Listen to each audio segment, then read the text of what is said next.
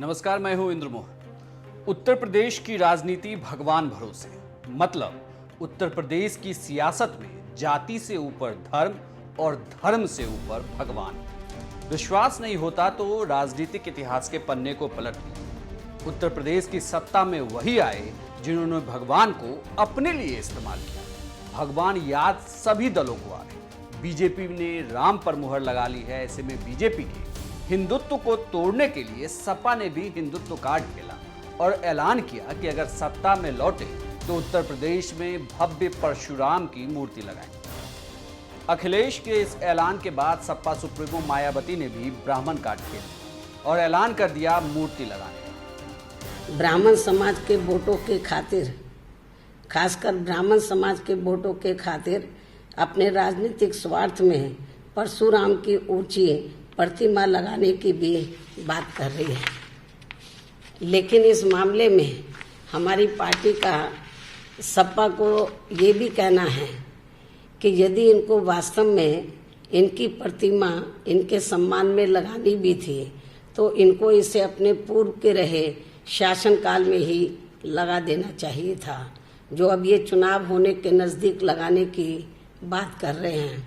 इससे साफ जाहिर हो जाता है कि अब इनकी यानी कि सपा की हालत प्रदेश में बहुत ज़्यादा खराब हो रही है और अब ऐसे में तो ब्राह्मण समाज इनके साथ कतई भी जाने वाला नहीं है।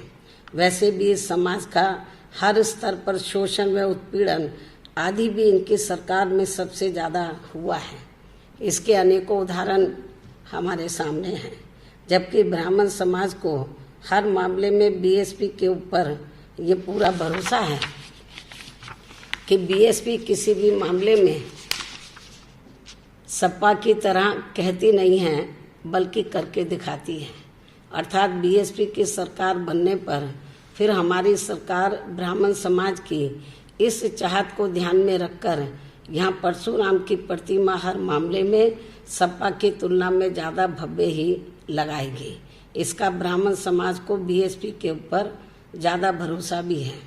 इसके साथ साथ यहाँ मैं ये भी कहना चाहती हूँ कि यदि क्षत्रिय व वैश्य तथा अन्य समाज आदि भी अपने महान संतों, गुरुओं व महापुरुषों की प्रतिमा लगवाने की अपनी भावना दर्शाता है या दर्शाते हैं तो फिर इस मामले में उनकी भावनाओं को भी जरूर पूरा किया जाएगा, आदर सम्मान दिया जाएगा। मायावती के बयान से यह साफ है कि परशुराम पॉलिटिक्स उत्तर प्रदेश में अब शुरू हो गई। दरअसल यह सब राजनीति बीजेपी के राम के खिलाफ है और एक घटना का प्रतिकार भी। दरअसल कानपुर के अपराधी विकास दुबे के एनकाउंटर के बाद योगी सरकार से ब्राह्मण मतदाता नाराज हुए। ऐसे में ब्राह्मण मतों को अपनी ओर साधने की कोशिश है। वहीं दूसरी ओर प्रधानमंत्री नरेंद्र मोदी के द्वारा राम मंदिर की आधारशिला रखी और राम मंदिर का पूरा आयोजन काफी भव्य रहा। सपा और बसपा दोनों को यह लगने लगा है कि भगवान राम फिर से बीजेपी की नैया पार करा देंगे। ऐसे में हिंदुत्व वोटों की काट के लिए हिंदुत्व को ही सामने लाना होगा। भगवान राम के सामने अब परशुराम की मूर्ति लगाई जाएगी। अब आपको यूपी के सियासत की कुछ मजेदार बात बता दें। यूपी की सियासत में लंबे अरसे तक कांग्रेस ब्राह्मण समेत अग्रणी जातियों के वोटों से सत्ता पर काबिज रही। 2007 में दलित ब्राह्मण गठजोड़ के जरिए ही मायावती ने पहली बार अकेले दम पर यूपी में सरकार बनाई। 2012 में अखिलेश यादव सीएम बने तो उन्होंने बीजेपी के ब्राह्मण वोट बैंक को छांटना शुरू कर दिया था। अखिलेश ने यूपी में सत्ता में रहते हुए जनेश्वर मिश्र पार्क बनवाया तो वहीं परशुराम जयंती पर छुट्टी की भी घोषणा की। 2017 के चुनाव में बीजेपी को सवर्णों का एक मुश्त वोट मिला था जिससे योगी सत्ता में आए थे। अब आपको यूपी में ब्राह्मण वोट की अहमियत बता देते हैं। यूपी में ब्राह्मणों की आबादी लगभग 10.5% है। संख्या के आधार पर भले ही ब्राह्मण मतदाता कम हो लेकिन सत्ता का रूप बिगाड़ने की ताकत रखते हैं। यह वर्ग राजनीतिक और सामाजिक ओपिनियन मेकर भी माना जाता है।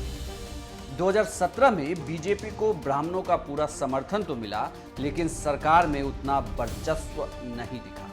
2017 में बीजेपी के कुल 312 में से 58 ब्राह्मण चुने गए। मंत्रिमंडल में भी 9 ब्राह्मणों को जगह दी गई, लेकिन दिनेश शर्मा और श्रीकांत शर्मा को छोड़ किसी को भी अहम विभाग नहीं मिले। उत्तर प्रदेश में पिछले कुछ समय से ब्राह्मणों के खिलाफ हिंसा की घटनाओं ने इस वर्ग को काफी नाराज किया है। विकास दुबे के एनकाउंटर के बाद से विपक्ष बीजेपी के इस बड़े वोट बैंक पर सेंधमारी की योजना बना है। उसी के लिए परशुराम पॉलिटिक्स को अहमियत दी जा रही है। कांग्रेस ने सबसे पहले ब्राह्मणों को लिभाने की कोशिश की, वीडियो कॉन्फ्रेंसिंग से ब्राह्मण नेताओं से बातचीत भी की। इसके बाद सपा बसपा ने ब्राह्मण वोट बैंक को बुनाना शुरू कर दिया, लेकिन बीजेपी की तरफ से अभी तक डैमेज कंट्रोल की कोई बात सामने नहीं आई। देखना होगा कि ब्राह्मण समुदाय इस बार भी बीजेपी को तरजीह देता है या फिर एसपी बीएसपी की परशुराम पॉलिटिक्स को। देखा यह भी जाएगा कि बीजेपी के राम चुनाव जीतते हैं या विपक्ष के परशुराम।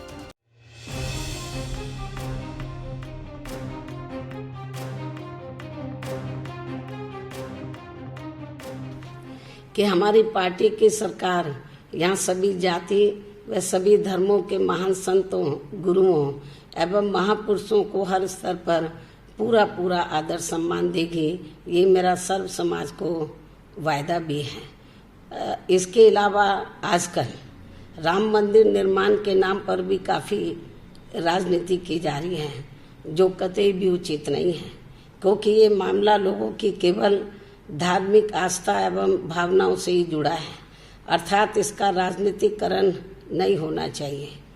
इसके साथ ही यहाँ मैं ये भी कहना चाहूँगी कि जब अभी हाल ही में 5 अगस्त को अयोध्या में राम मंदिर निर्माण के लिए वहाँ नींव रखी गई थी और अपने देश के प्रधानमंत्री माननीय श्री नरेंद्र मोदी जी ने उसकी नींव रखी, तो अच्छा होता।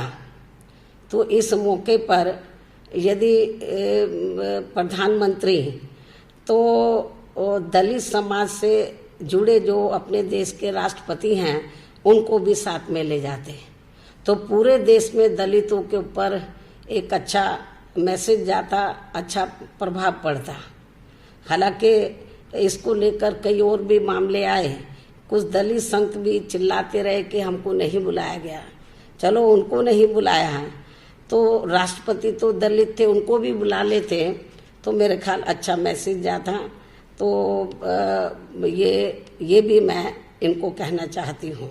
वैसे भी इस संदर्भ में हमारी पार्टी का ये मानना है कि अयोध्या में केवल राम मंदिर का निर्माण करने से व राम राज्य के कोरे गुणगान आदि करने से ही यहाँ उत्तर प्रदेश व पूरे देश की जनता का भला होने वाला नहीं है, बल्कि इसके साथ साथ केंद्र व खासकर उत्तर प्रदेश राज्य सरकार को उनके बताए हुए रास्तों पर ही चलना होगा, अर्थात उनकी सोच व कार्यशैली पर भी इन्हें अमल करना होगा।